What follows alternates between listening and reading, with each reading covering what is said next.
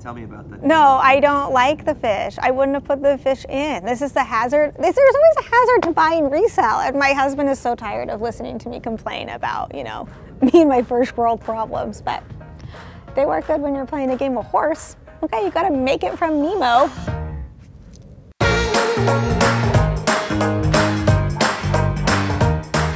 Let's talk a little bit about pools and Arizona living. My name is Amy Gregory. I am the founder of Powerhouse, brokered by eXp Realty.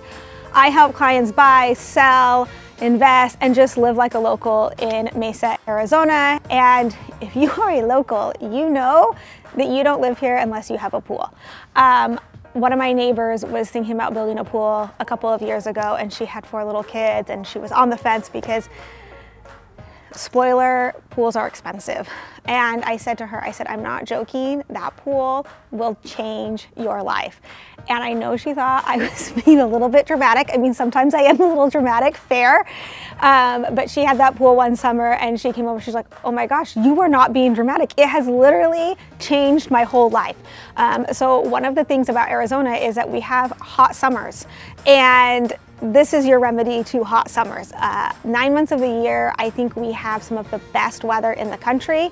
The hard weather months are July, August, and September.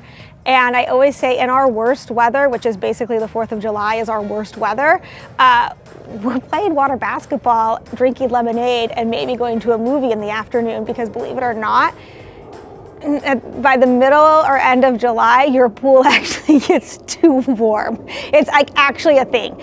My husband's from Southern California. He hates when I say things like that because he thinks I'm being bougie, but I promise you, it starts to feel a little bit like a hot tub. Let's talk through building a pool, what makes a pool an asset and what makes a pool a liability when it comes to buying and selling real estate. First things first, if you are building a pool, the #1 thing you have to get right is the location of it in your backyard. A lot of times we'll see these things, and I think we see it on TV, on HGTV, and these designer shows. You know, you want to walk in the front door and then you come into your main like living room area and it has the big picture window out back, and your pool should be centered symmetrically with that picture window. If you're on an acre lot, fine, you can do that.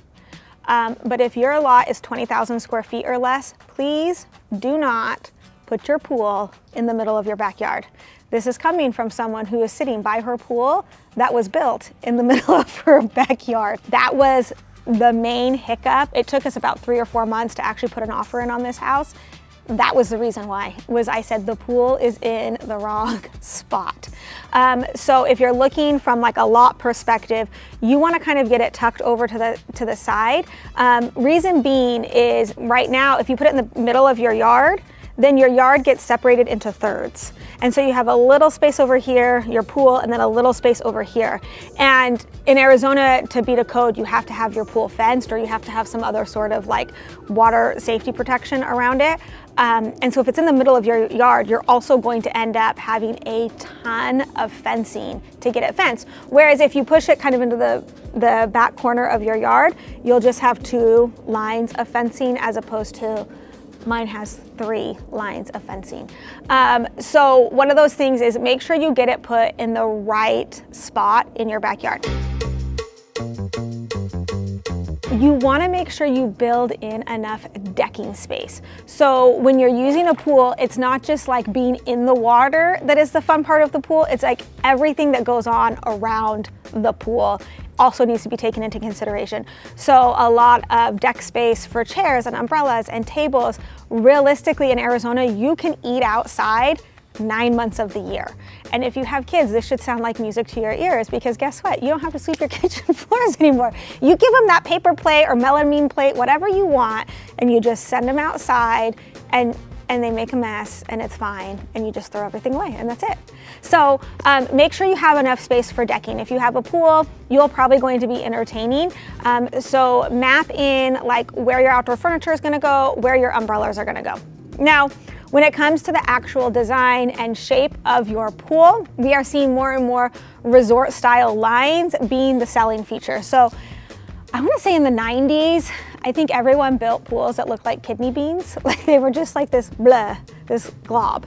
And then in the early 2000s, it was always like some big rock monstrosity coming down that looked like it came from Armageddon. I don't even know where all the rock came from, but they took whatever was Tuscan inside and they just rolled it outside. So if you're allergic to Tuscan like I am, just stick to really clean lines on your pool. So my pool is actually, fun fact, the home that we bought it from personal friends of ours, and they modeled the pool after my parents' pool. So this pool is actually very similar to my parents' pool. Fun fact, my parents also buried a pool and redug a pool because I'll show you some houses from like custom in the Groves from the 80s and what people are doing to them now. But my parents live in a custom in the Groves that was built in the 80s, and the pools you built in the 80s were like that kidney bean. So you end up with this A+ custom house and just this D- swimming pool in the backyard. It's just not a good look. So they actually buried it, redug a new pool, and it's actually like the shape of an L. And so my pool is also kind of like the shape of an L. And so the short part of the L is like the Baja step, and then you almost have the long part of the L, which is almost like you can swim laps in it if you want. And so it just makes it really functional. If you're wondering what a Baja step is that, I think that's Arizona terminology. Is it? Do you think? I don't know. A Baja step is like so typically to get into a pool, you go down 1, 2, 3 steps and then you're in the pool. And that's very typical on pools. And usually that second step, you want to build that step out. And that's called like your Baja ledge.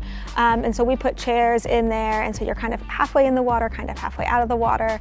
And then you want to make sure you put an umbrella sleeve in that Baja step because you are going to want umbrellas in your pools. That's how sunny it is in Arizona. So things you want to have on your pool. For sure, you want to have a Baja step of some way, shape, or form. This is really great for toddlers, kids learning how to swim. It's really also great for moms of toddlers. If you like to sit in the pool with your drink on a chair and not get wet from here up, you want a Baja step. And the chairs that work great on it are those plastic chairs, like those plastic Adirondack chairs that you see at Target, Walmart, Home Depot, literally everywhere in the summertime. I buy probably 5 of them every year because they also end up breaking. So just know that it's like a sunk cost. You're just gonna buy them every year. And then the 2 things that get used the very most on my pool are our water basketball hoop and our diving board. A lot of people I've actually come to realize recently that a lot of people like hate the look of diving boards, and I don't totally understand that. Like that is a thing that gets used all of the time. And fun fact, you can always tell when someone is from Arizona because they will have like a litany of diving board tricks up their sleeves. Like grown men doing gainers off of diving boards is not uncommon, and it is like you can peg someone from Arizona like hands down, you're like, yeah, you're from Arizona. Because that's what we all grew up doing. We actually also have a slide on our pool. Again, we didn't build this pool. I wouldn't put the slide back in if I'm being honest. If I was building this on my own, my kids love the slide. I feel like it's a lawsuit waiting to happen. My toddlers, I'm always nervous that my toddlers are gonna fall off of it. One of them has, and it's like there's no gentle way to fall off of that slide. It's like you fall smack on your back. And what happens is their hands are slippery going up the slide, and they naturally are climbing up the ladder like this, and their hands slip off and they fall smack on their back. So for toddlers, I don't love it. And then it gets even worse when you have teenagers, because you wanna know what teenagers do? They put 20 people on the slide all at once, and you're just waiting for the whole thing to come crashing down and thinking, what parent is going to hate me now?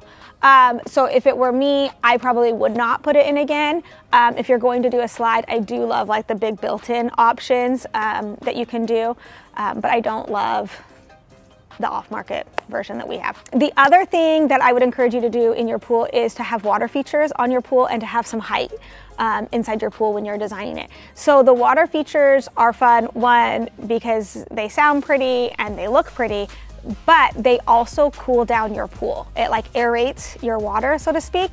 And so it actually is like a cooling feature for your pool, which if you're not from Arizona and you're hearing me talk about having cooling features on your pool, hi, that is actually a thing here. Welcome to Arizona. I think like middle of July, the pool starts to feel a little bit more like a bathtub. And so you start using those aerating features more. And then like the summer monsoons come in and it kind of cools down your pool water again. But those aerating features are really, really useful. Another thing that a lot of people put on their pools is hot tubs. That will like increase your cost of your pool quite a bit because you have to have all the heating elements on it. And I wouldn't say that it does much for resale value on your home. If it has a hot tub or not has a hot tub, buyers don't tend to like really care. They do want a pool, and if your pool is in the right spot and it functions as it should, that will sell your house, and it will create bidding wars. It will create that competition. So people ask all the time, like, will I get my money worth like of my pool out of my house? And the answer is yes and no. Yes, you'll get your money's worth because you'll enjoy it and you'll like your kids at 5 p.m. on a summer day, which I feel like is a huge value add to your life. Call me crazy. But what happens when you go to resale is it creates so much more demand for your home, which then naturally drives up the price of your home. So the answer is yes and no. This pool is full of so many fun memories, hiding Easter eggs inside the pool, making my kids jump in and get them. We found frogs in our pool, and just the entertainment that goes on around the pool. So if you're considering putting in a pool, reach out to me. I have a very short list of pool builders I highly recommend.